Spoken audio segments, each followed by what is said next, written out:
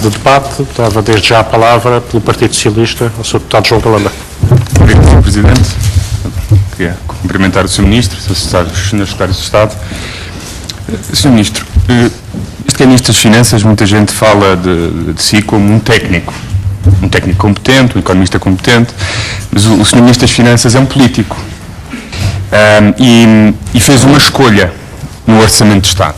Definiu uma estratégia orçamental, à qual não estava obrigado, decidiu fazer aquilo que se chama o front-loading, de ter medidas mais duras no início. Até o Conselho de Finanças Públicas diz que a literatura económica concorda com esta estratégia, uma estratégia que reúne o consenso. O Sr. Ministro quis pôr em prática esta estratégia para recuperar a confiança e dar um sinal de firmeza. O Partido Socialista sempre criticou esta estratégia, considerava inadequada e considerava, ao contrário do que foi dito por este Governo, imprudente. Porque entendeu que um equilíbrio precário entre austeridade e crescimento, que, no nosso entender, existia no memorando original, foi quebrado por este Governo, a quando da elaboração do orçamento.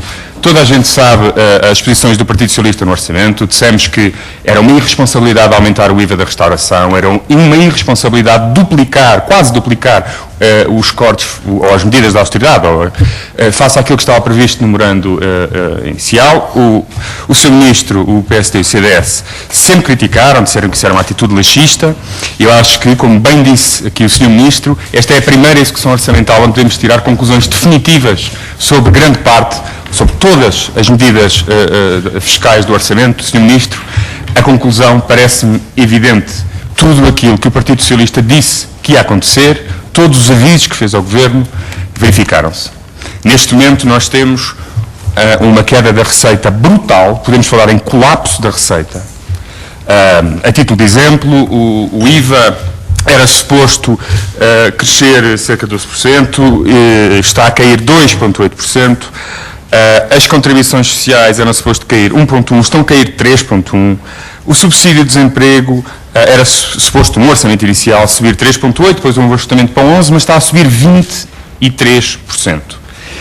Estas três medidas, que estão diretamente relacionadas com o excesso de austeridade face àquilo que estava previsto, são em grande parte, se não mesmo na totalidade, da responsabilidade de opções orçamentais definidas pelo seu Ministério, Sr. Ministro. E todos estes valores anualizados, eu bem sei que não dá para fazer uma análise absolutamente linear, mas é uma aproximação, são francamente superiores, só nestas três rúbricas, anualizado francamente superior a 2 mil milhões de euros. Portanto, o Sr. Ministro confirma estes valores, confirma de facto, nestas três rúbricas, este desvio brutal, que anualizado no IVA dava 1.872 milhões de euros, nas contribuições sociais 278 milhões de euros, no subsídio de desemprego 400 milhões de euros. O Jornal de Negócios tem hoje ainda mais valores noutros impostos, impostos sobre veículos. Nós temos o colapso da receita. E o Sr. Ministro não pode agora, e há bocado tentou sugerir que o Governo final só controla a despesa. É o primeiro Governo que só controla a despesa, Sr. Ministro. O Sr. Ministro também controla a receita. Também controla a receita indiretamente, porque tem responsabilidade sobre a realidade económica, que é, no fundo, o barómetro de toda a parte fiscal do orçamento. E o Sr. Ministro é fortemente responsável por medidas que tomou, que foram degradando as expectativas dos agentes, reduzindo ainda mais a procura interna e o rendimento disponível. E o Sr. Ministro, portanto, tem de assumir as consequências desta sua escolha. Uma das perguntas que o Partido Socialista tem a fazer é qual é o ensinamento, esperemos que tire algum, do falhanço de escolhas que fez a quando da apresentação do Orçamento de Estado. O Partido Socialista tem uma proposta muito concreta. Dado que era suposto que as medidas adicionais no IVA rendessem um pouco mais de 2 mil milhões de euros, e anualizado o buraco no IVA já são cerca de 1.800 milhões, era melhor não ter feito quase nada no IVA, Sr. Ministro. Era melhor, por exemplo, recuar, admitir que errou, e recuar, por exemplo, na taxa de IVA para a restauração, que provavelmente não vai dar um único euro adicional de receita e vai apenas provocar falências, desemprego e uma degradação ainda maior da atividade económica. E eu espero, Sr. Ministro, não o ver daqui a uns tempos a dizer não só a crise internacional não é nossa responsabilidade, como o estado da economia portuguesa também não é da nossa responsabilidade. Portanto, Sr. Ministro tem aqui fortes responsabilidades que eu espero que assuma e que espero, obviamente, que retire daí algum ensinamento.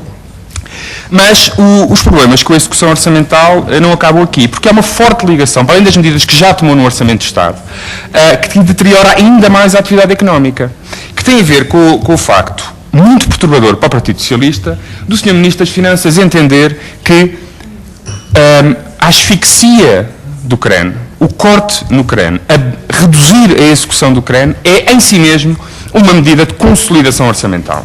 Há um documento do Sr. Ministro, onde o Sr. Ministro refere que o CREN é também uma medida de consolidação orçamental. Sr. Ministro, de Portugal, saíram dados recentemente, era até junho de 2012 o primeiro país em execução de fundos europeus. Agora não sei se era só o POPH ou se era até outros, mas estava no top dos países com melhor execução e no POPH, se não estou enganado, era o melhor país em termos de execução em toda a Europa. E agora o que constatamos é que o Sr. Ministro se prepara para utilizar o CREN não como ferramenta de desenvolvimento e modernização do país, mas como uma ferramenta de consolidação orçamental. Portanto, o Sr. Ministro congelou o CREN? Sim? Não? O que é que pretende fazer? Vai manter os ritmos de execução até agora? E quais os impactos, não só para o curto prazo, que tem, obviamente, impactos imediatos na execução orçamental, mas, sobretudo, no longo prazo, que o Sr. Ministro tanto elogia como sendo o horizonte de esperança para Portugal. Porque não tenhamos dúvidas, Sr. Ministro, a ideia de que o longo prazo e o crescimento potencial da economia sobrevivem a estas suas medidas, como se o Sr. Ministro se limitasse a limpar a casa, mas depois a casa, as fundações da casa, as paredes da casa mantêm-se intactas, incómodos às medidas do Sr. Ministro. Mas, Sr. Ministro, se cortar no CREN, está a afetar, obviamente, o crescimento potencial da economia. O Sr. Ministro não o preocupa olhar para o CREN como uma medida de consolidação orçamental e depois constatar a queda brutal do investimento público e do investimento privado. É que, ao contrário do que o Sr. Ministro, muitas vezes, e a corrente económica que o Sr. Ministro, na qual o Sr. Ministro partilha, que o Sr. Ministro partilha, tem aquela ideia que nós cortamos o investimento público, as expectativas dos agentes recuperam porque esperam menos impostos no futuro e o investimento privado imediatamente retoma. O que constatamos em Portugal é que há uma correlação fortíssima entre investimento público e investimento privado. Quer quando subia o investimento público, quer agora quando cai. E, portanto, esta medida que o Sr. Ministro toma de estrangulamento do CREN tem impactos profundos no futuro da economia portuguesa, Sr. Ministro. E, obviamente, na realidade orçamental. Isso preocupa-nos muito. O Sr. Ministro ontem no debate e o Sr. Primeiro-Ministro disseram que tomariam todas as medidas para defender Portugal. E o Sr. Primeiro-Ministro disse que, se necessário, medidas de austeridade ou medidas de outra natureza. Sr. Ministro, eu espero que esteja em condições de dizer aqui hoje, nesta Comissão, de reconhecer que mais medidas de austeridade não defendem o interesse nacional. Não protegem o país, não protegem a economia, não protegem a sociedade, não protegem o emprego e, mais importante de tudo, e eu acho que esta execução orçamental já nos permite concluir isso de forma cabal, não tornam mais fácil atingir os objetivos do próprio programa de ajustamento. E, portanto, Sr. Ministro, se mais austeridade não é possível e não terá o apoio do PS para nem mais uma medida de austeridade, nem mais uma medida de austeridade, e nós gostávamos de saber que medidas de outra natureza são esta. Serão receitas extraordinárias, que já houve mais de 270 milhões de euros este ano, que tirou da execução orçamental de 2011 e pôs em 2012 para compor um pouco o exercício orçamental. Serão mais receitas dessa natureza, que o Sr. Ministro sempre disse que este Governo, ao contrário de todos os outros, nunca iria pôr em prática?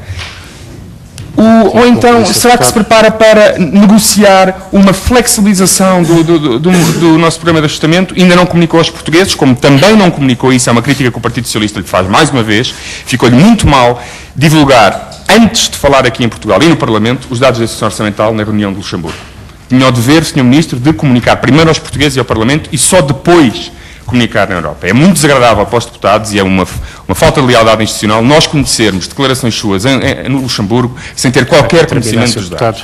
Portanto, Sr. Ministro, o que é que vai fazer com o falhanço da sua estratégia orçamental, que já deu sinais de exaustão, que decorre diretamente de medidas que o Sr. Ministro defendeu, que não estavam no memorando da Troika, foi uma opção livre deste Governo, e falhou. Portanto, que medidas é que vai tomar, que medidas de outra natureza são essas, e qual o significado da expressão que utilizou ontem no debate de tentar tomar medidas que minimizem a dor aos portugueses. Muito obrigado. Muito obrigado, Sr. Deputado.